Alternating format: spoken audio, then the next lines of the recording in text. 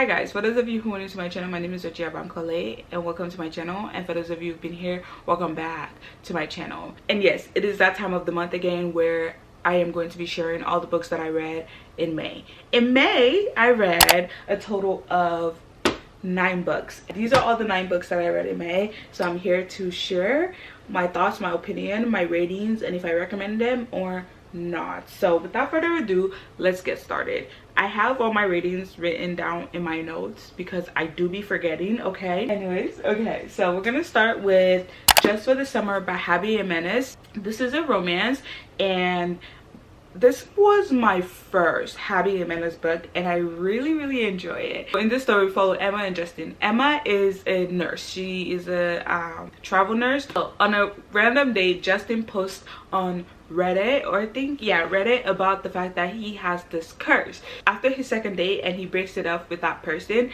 they find their like soulmate in the next like couple of months after they break up. He thinks his curse is being love's good luck charm, and Emma sees this Reddit and she kind of has the same thing too, and I think she responded to his message and she was like, oh, I have it too.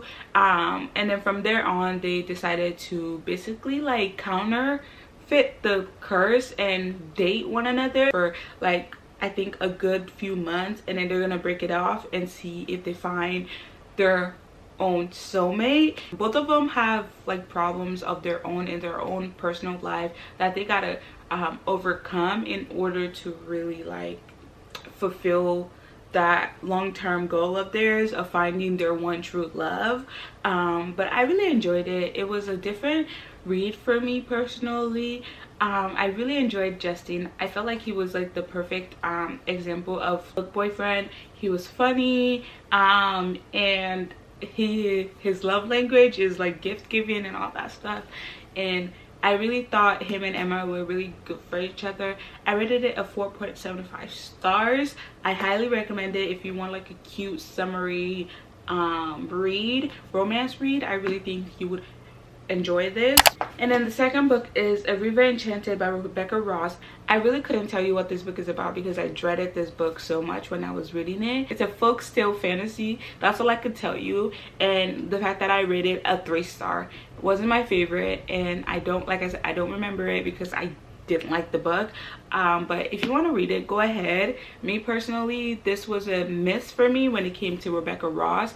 Her other books I really loved, but this one just was not my cup of tea. Okay, and then next we have Happy Place by Emily Henry. This was a very exciting read for me to go into because I've seen really great reviews about it and a lot of people, you know, loved it. So I was hoping like it would be a 5-star read for me too, but it wasn't.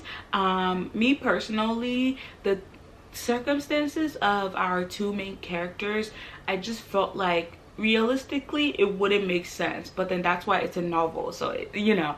But I didn't see the point of Harriet and Wayne just keeping the fact that they're not together a secret from their friends. I felt like if their friends were really their friends, they would understand. But then I also get the fact that they were trying to make like their last vacation in this safe place for all of Harriet's friends and her, you know, a one last shebang. But the circumstances and the pool and whatever I didn't like. But I rated it at 3.5 stars. It wasn't my favorite Emily Henry book. I read Book Lovers by her and that was a 5-star for me, but this one was a different approach and it wasn't my favorite. And I wouldn't say I liked it, but I wouldn't say I loved it. I think I was kind of like just in the middle, like I was okay with it. I do recommend it. We have Magnolia Park's Into the Dark by Jessa Hastings. This was an anticipated read for me. I am obsessed with the whole entire Magnolia Park universe. They're all 5 stars for me, so you already guessed it. This was a 5-star read for me. I felt like this was the perfect ending to the Magnolia Park universe. We got to see the growth of both BJ and Magnolia, and we got to see Magnolia get through the grief of losing her sister and coming to the terms that her sister wasn't, you know, here anymore, and she has to move on with her life. And we really just got to see both BJ and Magnolia work it out. It took me a week to get through this book, but I highly recommend the whole entire Magnolia and Parks universe. But this was the perfect ending for me, and the fact that I rated it a 5-star was like amazing, because all the other like 2 books were 5 stars for me. So yay. Moving on, we have 5 Survive by Holly Jackson. I really enjoyed this one. I feel like Miss Holly Jackson is really good when it comes to like that thrilling and mystery concept. She knows how to like grip you when you start reading it.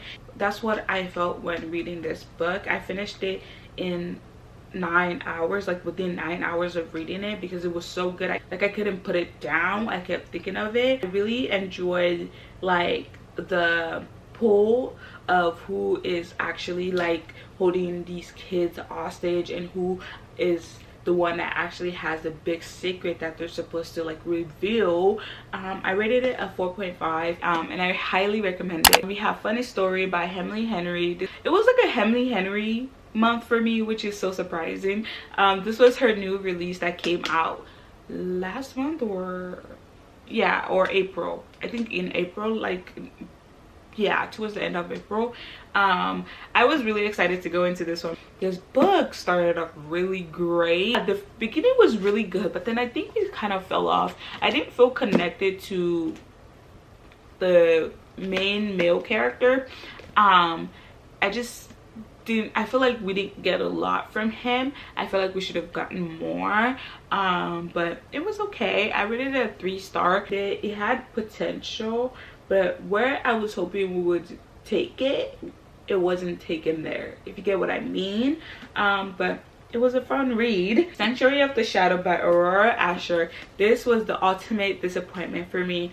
Till this day, I don't know what I read when it came to this book. I'm gonna say it now. I rated it a 2-star. I do not recommend it. Waste of time. I wish I could go back and read some other book.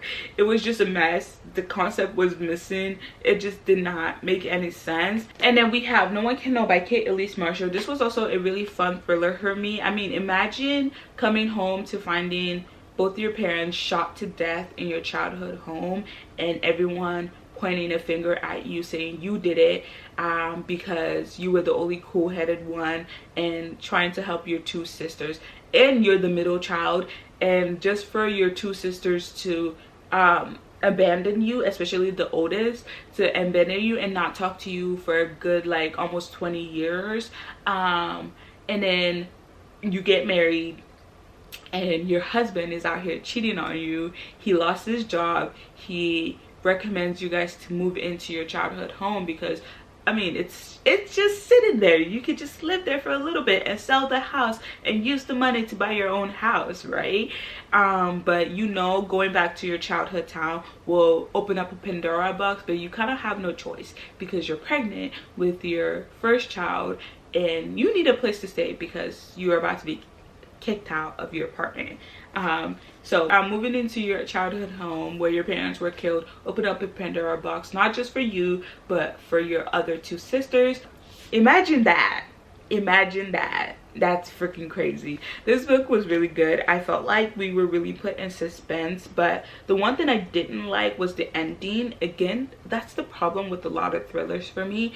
They get to the point where they could be 5 stars, but then the ending just feels half-assed. I really did enjoy it. Our last book is When I'm Dead by Anna Morisi. This was another murder mystery. We had a kidnapping happening in this book, and we had about 2 murders being solved in this book, and all 3 were connected. I really did think that Hannah really like grabbed the concept of the dark and twisting of our culprit. I really think she did really well at that, because I was creeped out by this person. I'm like, oh my god, you're weird.